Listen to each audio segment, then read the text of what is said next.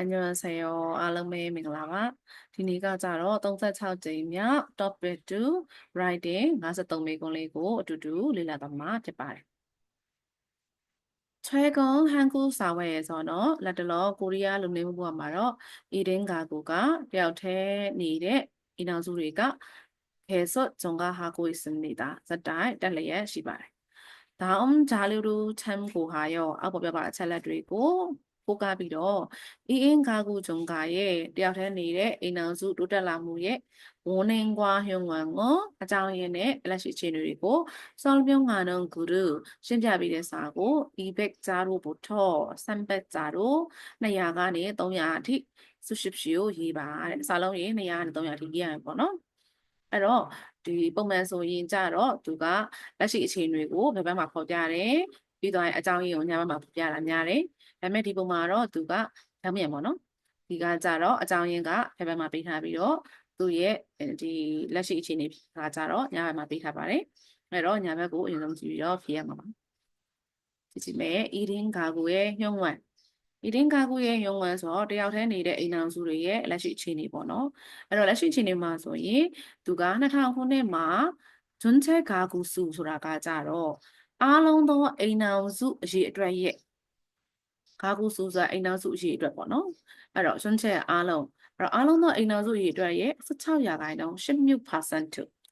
16% ပဲရှိခဲ့တယ်အဲ့တော့2012မှာ2012ညမှာတော့သူကဘာလဲဆိုရင်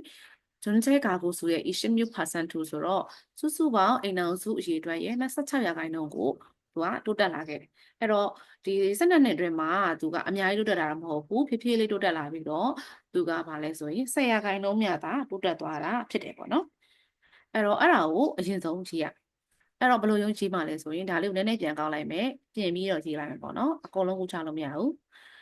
최근 한국 사회에서는 이런 가구가 계속 증가하고 있다로 이해하면 있습니다로 이해하면 뭐너 채널 이해하는 거너 အဲ့ဒီလုံးမှာတော့ကိုရီးယားလူနေမှုဘဝမှာတယောက်တည်းနေတဲ့အိမ်တော်စုတွေကစတိုင်းမြင့်တက်လာလျက်ရှိပါတယ်။ပြီးသွားပြီဆိုရင်ဘာလဲရေးမလဲဆိုရင်သူ့ရဲ့ဒီလက်ရှိအခြေအနေကိုရေးတော့မယ်ပေါ့နော်။2000ခုနှစ်မှာအားလုံးသောအိမ်တော်စုအရေးအတွက်ရဲ့16%များသာရှိခဲ့တော့တယောက်တည်းနေအိမ်တော်စုတွေကလို့ပြောအောင်ပေါ့နော်။2012ခုနှစ်မှာအားလုံးသောအိမ်တော်စုအရေးအတွက်ရဲ့16%ကိုရောက်ရှိခဲ့ပါတယ်။ဟုတ်ပြီနော်အဲ့လိုမျိုးရှိရမယ်အဲ့ဒါဆိုရင်ဘယ်လိုမျိုးရေးမှာလဲဆိုရင်ဤချွန်းဒီကနေစာရေးမယ်ပေါ့နော်ဤချွန်းညွန်ဤချွန်းညွန်နဲ့ဂျွန်းချဲကာကူစုရဲ့10% ပြီးတော့ရင်ပြတာရှိခဲ့တော့ဘယ်လိုသုံးလဲဆိုရင်ဘူကွာဟက်တုံရှိခဲ့တော့လို့ပေါ့နော်လို့တောင်းတာရှိခဲ့တော့ပြီးတော့ရင်အင်းခါကူက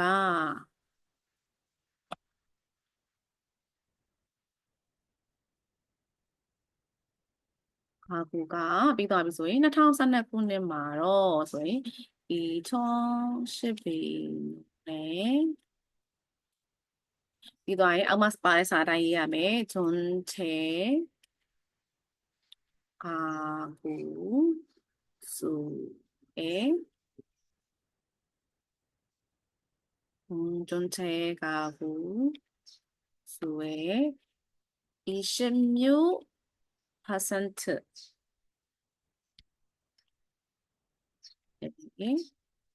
돌다 했다ဆိုတာ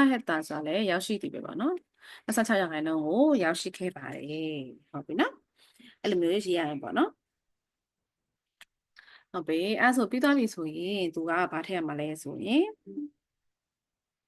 ဒီနေရာမှာကြတော့သူ့ကိုပို့ပြီးတော့ရှင်းရှင်းလေးရေးချင်လို့လည်းရတယ်ပေါ့နော်ဒါကတော့အလွယ်ဆုံးရေးလိုက်တာပေါ့နော်အဲ့ဆိုရင်ဒီမှာဘယ်လိုထည့်ရမလဲဆိုရင်2000년에 전체 가구 수의 16%에 불과했던 2인 가구가 ပြီးတော့ဘာထည့်ရမလဲဆိုရင်ဖြည်းဖြည်းလေးညားလာပြီးဆိုရင်ဒါပို့ပြီးတော့စာကိုပြည့်စုံဖြည့်လိုက်တာပေါ့နော်ပူချွန်နီပြီးတော့ရင်ဂျုံကာဟာယော ကျုံကဟာယောကဘာလဲဆိုရင်အော့စမောပုံစံနဲ့တူတူပဲပေါ့နော်ဒါတော့စာရေးသားဆိုရင်အဲ့လိုမျိုးရေးရတာပါ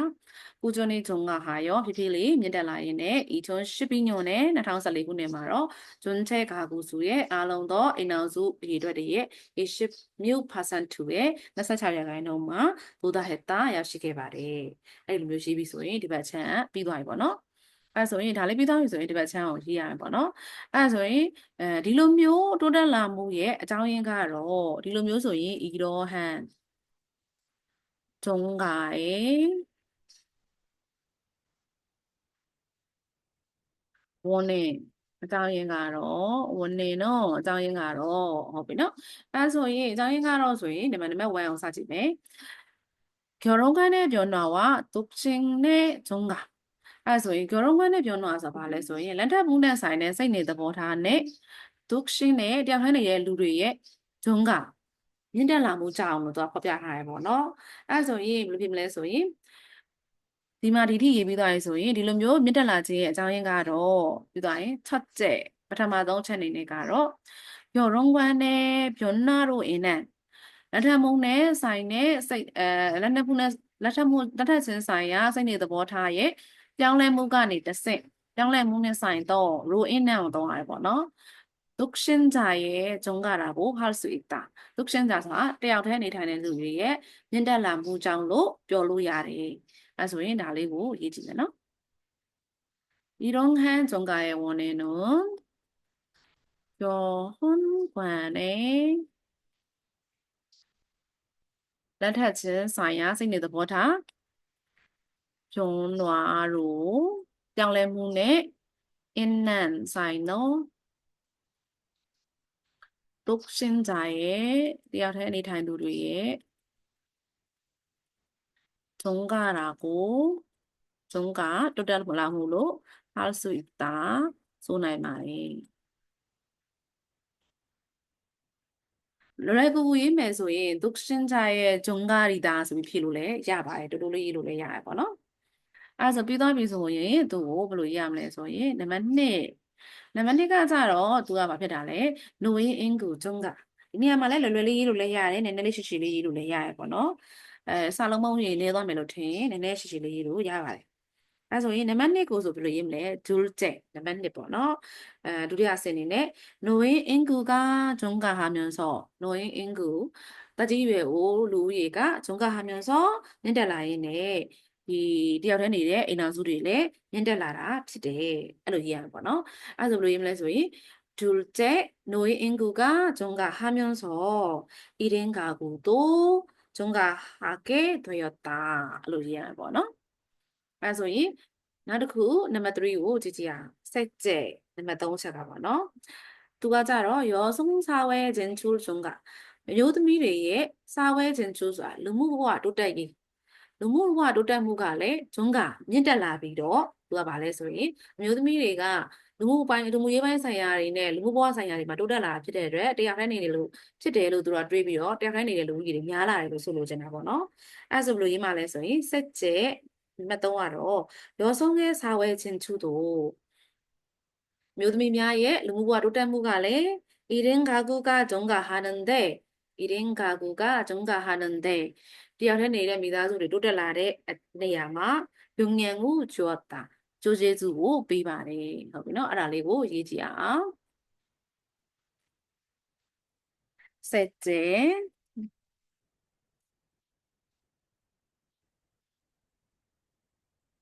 여성의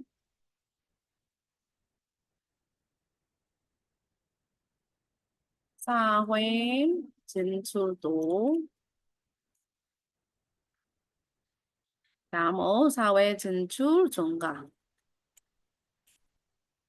종가도 다음 사회 진출도အဲ့လိုထည့်လို့ရရတယ်ပေါ့နော်사회 진출도 1인 가구가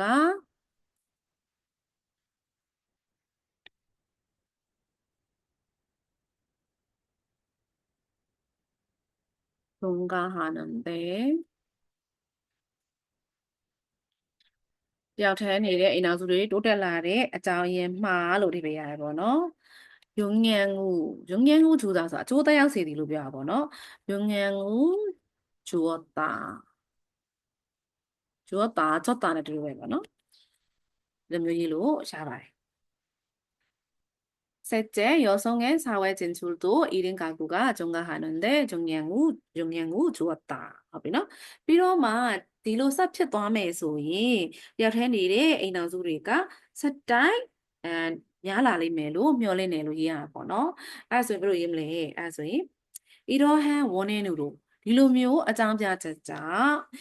1인 가구 수는 တယောက်တည်းနေတဲ့အိမ်တော်စုအရေအတွက်ကတော့앞으로도ရှေ့လျှောက်လဲ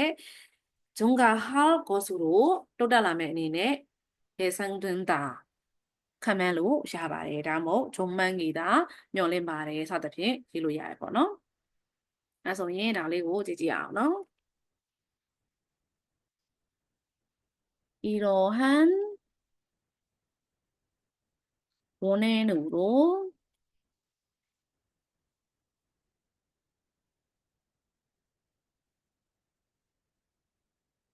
인 가구 수는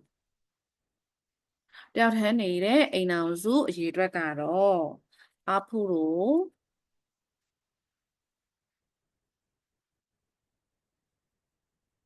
계속 다뭐 지속적으로 ထည့်လို့ရတယ်ပေါ့နော်지속적으로ဆိုတာစက်တိုက်လို့ပြောတာပေါ့နော် 지속적으로 စက်တိုက်အနေနဲ့ 증가할 전망이다.